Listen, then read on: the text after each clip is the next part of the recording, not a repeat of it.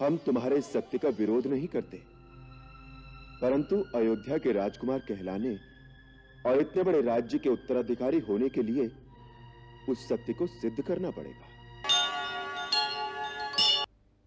हम दोनों अपने पिता के श्री चरणों में प्रणाम करते हैं।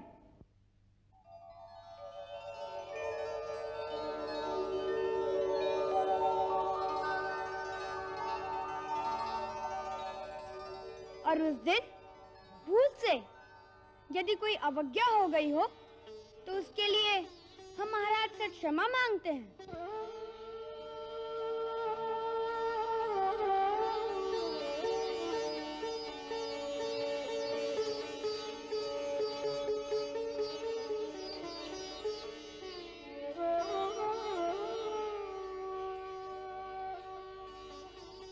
आप दोनों कहना चाहते हैं कि आप हमारे पुत्र हैं?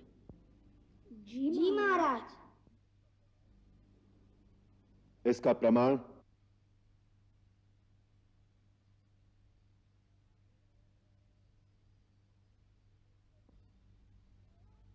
हम दोनों ने आज तक कभी झूठ नहीं बोला और ना ही हमारे गुरुदेव का लेखा झूठ हो सकता है। इसलिए आपको ये बात माननी चाहिए कि जो कथा हमने आपको सुनाई है वह सत्य है।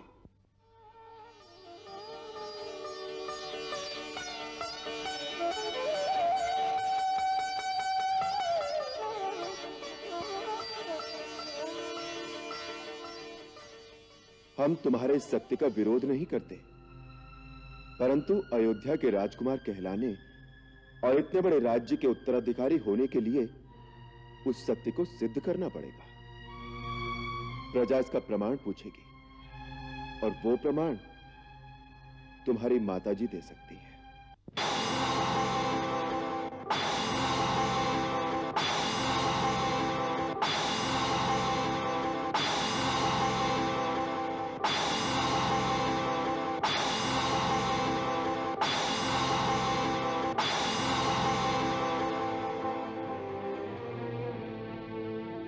महाराज ठीक कहते हैं, महारानी सीता को इसका प्रमाण देना ही चाहिए।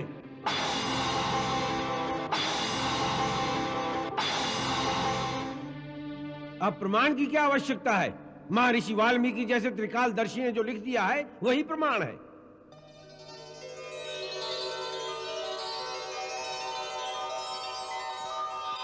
अब हमें महारानी सीता को आदर सहित वापस बुलाकर उन्हें फिर से अपने राज्य सिंहासन पर सुशोभित करना चाहिए।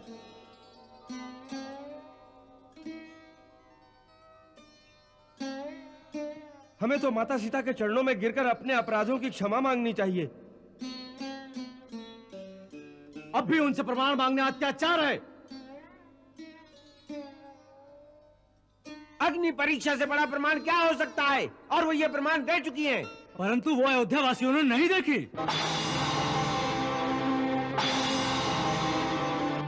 देवी सीता को स्वयं आकर अपनी शुद्धता का प्रमाण तो देना ही चाहिए।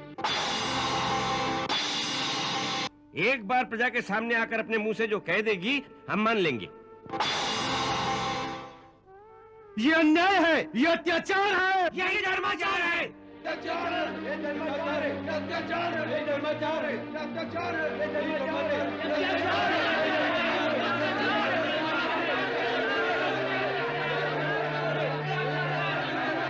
इसका निर्णय कौन करेगा?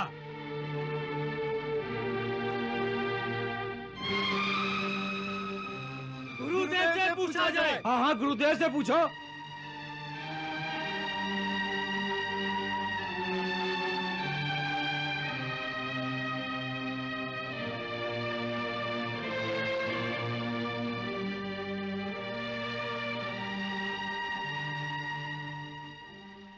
राजा में ईश्वर का अंश होता है, इसलिए राजा ही इसका निर्णय करें।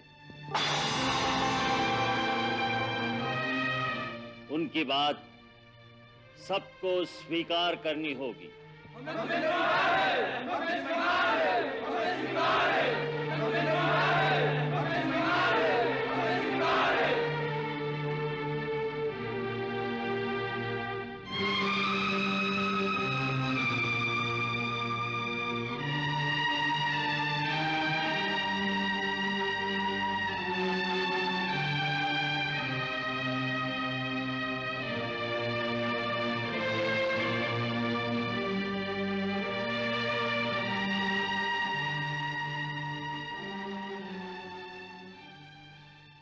देवी सीता का चरित्र शुद्ध है।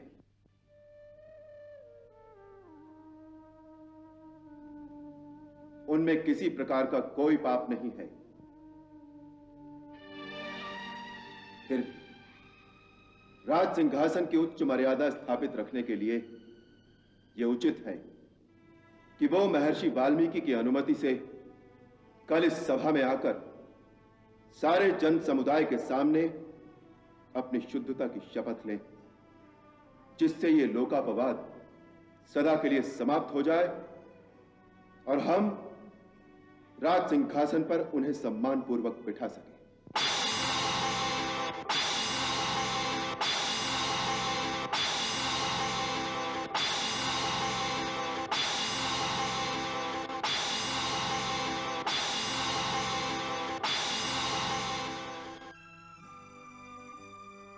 आप सभी पूज्यपाद ऋषिगण अपने शिष्यों सहित सभा में पधारें।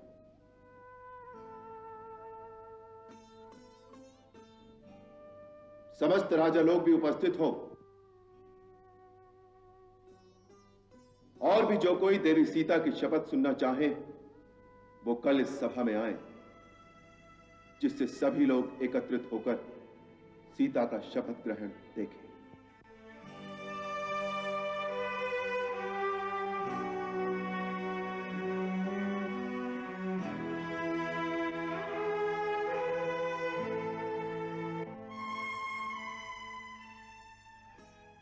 बालक, हम तुम्हारे सारे अपराध क्षमा कर देते हैं। ये यज्ञ का अश्व हमें लौटा दो, हम तुम्हें कोई दंड नहीं देंगे। युद्ध में हमें पराजित कीजिए और घोड़ा ले जाइए। और ये भी याद रखिए, घोड़ा लिए बिना चले गए तो समस्त विश्व में अपयश फैलेगा।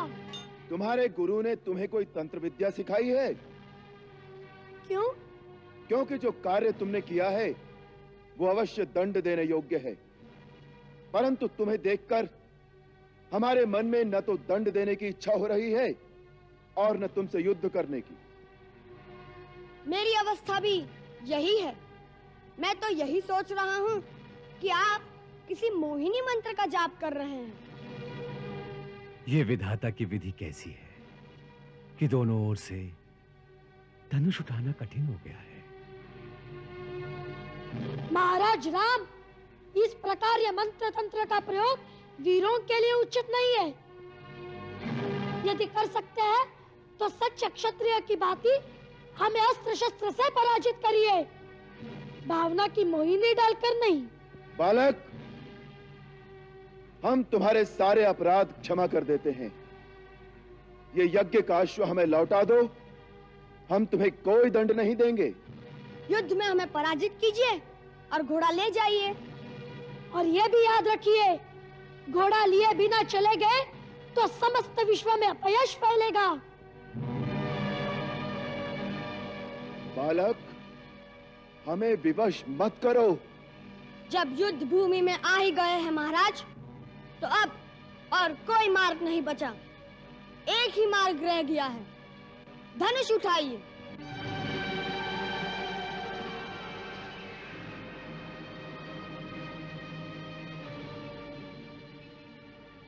महाराज राम, क्षत्रिय केवल बातें नहीं करते, युद्ध करिए, युद्ध।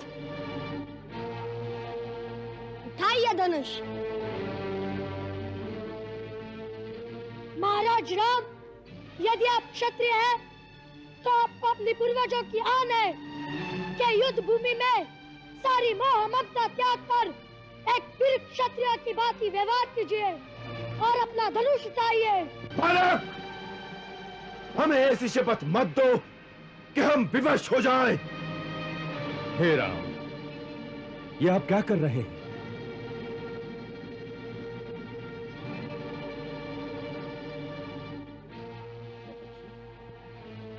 बालकों की बातों में आकर ये क्या अनर्थ कर रहे हैं आप?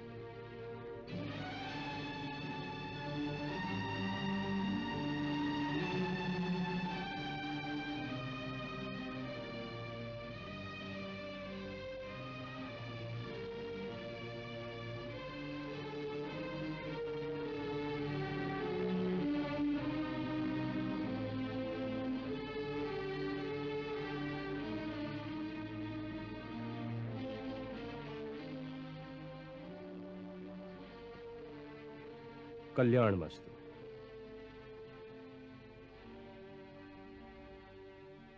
प्रभु, स्त्री, वृद्ध और बालक, इन तीनों के जीवन की रक्षा का भार तो राजा पर ही होता है। अपराधी होने पर भी उन पर राजा का हाथ नहीं उठता। महर्षि, ये बालक बहुत हठी हैं। बाल हट तो सब जानते हैं महाराज, परंतु बाल हट का उत्तर राजहट तो नहीं हो सकता। कुश, लव, ये हमारे राजा हैं, हम इनके राज्य में रहते हैं। राजा के सामने अस्त्र उठाना राजधर्म के अनुसार पाप है। आपने राजा की अवज्ञा की है। आपने राजा का घोड़ा क्यों पकड़ा? 2 कारणों से गुरुदेव। पहला कारण तो यह चुनौती है जो इस घोड़े के मस्तक पर स्वर्ण अक्षरों में लिखी हुई है। सुनिए क्या लिखा है। राजराजेश्वर छत्रपति महाराज श्री रामचंद्र के अश्वमेध यज्ञ का यह अश्व दिग दिगांतर में स्वतंत्र भ्रमण के लिए छोड़ा गया है। इसके आगे नतमस्तक होने वालों को महाराज राम की शरण प्राप्त होगी और जो इसे पकड़ने का दुस्साहस करेगा उसे श्री राम की सेना से युद्ध की चुनौती स्वीकार करनी होगी। गुरुदेव, आप ही ने सिखाया था कि सच्चा क्षत्रिय वही है जो युद्ध की ललकार सुनकर भाग न जाए, इसलिए हमने यह चुनौती स्वीकार कर ली।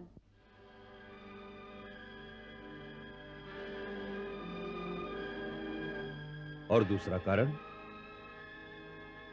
कुछ भैया को महाराज राम से कुछ प्रश्न पूछने थे, सो मैंने सोचा वैसे तो हमारी भेंट महाराज राम से हो नहीं सकती। यदि यह घोड़ा पकड़ ले तो उसे छुड़ाने के लिए महाराज राम स्वयं आएंगे और कुछ भैया उससे प्रश्न भी पूछ लेंगे। पूछो, क्या प्रश्न पूछना चाहते हो? एक ही प्रश्न है महाराज कि हमारे गुरुदेव कहते हैं आप मर्यादा पुरुषोत्तम हैं, परंतु यह कहाँ की मर्यादा है कि उस पत्नी का जिसकी पवित्रता पर आपको स्वयं विश्वास है केवल कुछ लोगों की निंदा के कारण त्याग कर दिया जाए और उसे निस्सहाय अवस्था में वनवास के दुख भोगने पर विवश कर दिया जाए? यह कौन सा धर्म है? राजधर्म।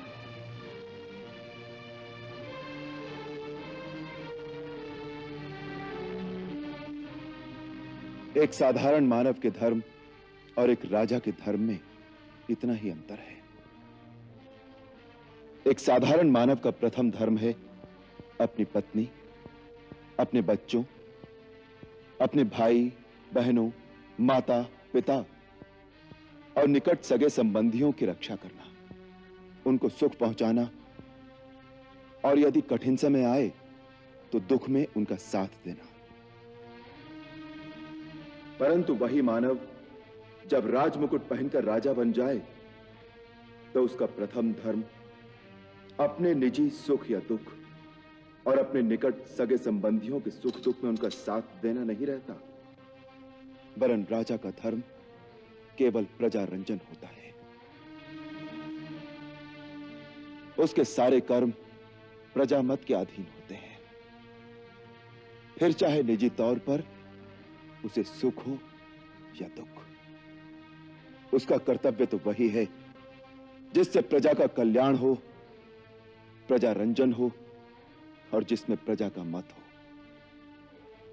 यही उसका पहला धर्म भी है और यही उसका आखिरी धर्म भी है।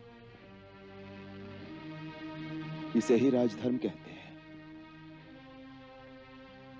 तो इसका अर्थ यह है कि यह अन्याय आपने नहीं, अयोध्या की प्रजा ने किया है।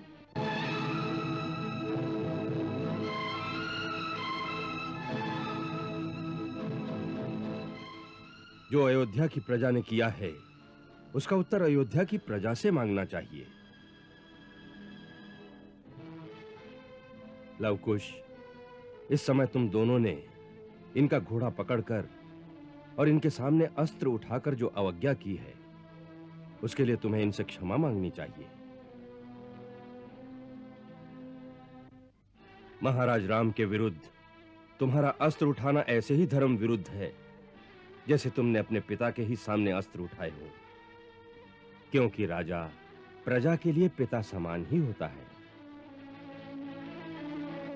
शास्त्र कहता है कि पिता ही सर्वभूतानां राजा भवति धर्मतः। इसलिए तुम्हें इनको पिता समान आदर देकर क्षमा मांगकर यज्ञ का घोड़ा लौटा देना चाहिए। जो आज्ञा गुरुदेव।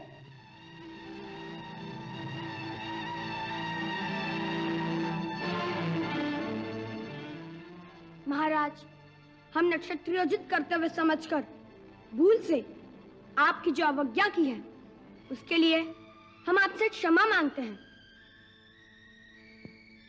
यदि आप हमें कोई दंड देना चाहे तो वह भी हमें स्वीकार है।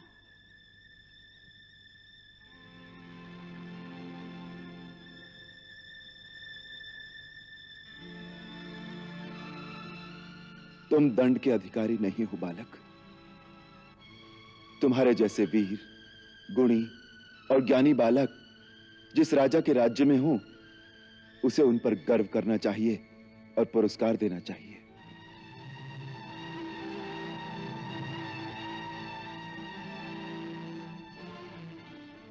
जब तुम्हारी शिक्षा पूर्ण हो जाए और यदि तुम्हारे गुरु और तुम्हारे माता पिता तुम्हें आज्ञा दें तो तुम दोनों के लिए मेरे द्वार सदैव खुले रहेंगे।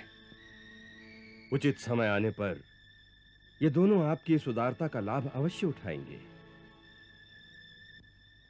कुश, वत्स, अयोध्या की सेना पर इस पहली विजय से तुमने मेरी विद्या सफल कर दी। अब चैतन्य अस्त्र द्वारा इन सब की मूर्छा भंग कर दो, जिससे महाराज समस्त बंधु बांधुओं सहित जाकर अपना यज्ञ संपूर्ण कर सके। जो आज्ञा गुरुदेव। चलिए महाराज।